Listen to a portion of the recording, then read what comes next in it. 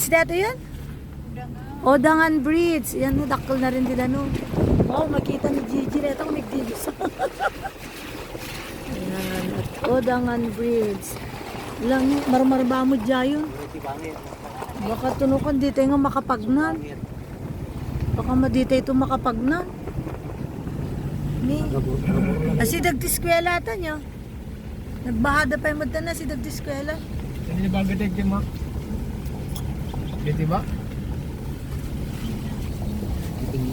Pasyal tayo sa Antonio, madlang people. Ayan. Ay, di bangat? Ang aking pugi. Ayan.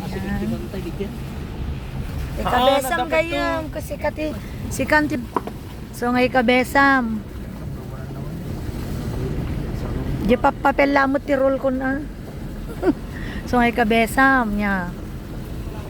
Ay, hindi kasi mahintay. Palayan. Yan. Dahil sa bagyo, ayan, umusbong na yung mga palay natin ng people. Berde na. Salamat Lord sa ulan. Kaya lang sa tagal na ng ilang araw na malalakas ang ulan, hindi magandang epekto sa iba, nababaha sila. Very happy ang farmers yan. See? Green na green ang world. Green na green ang world natin.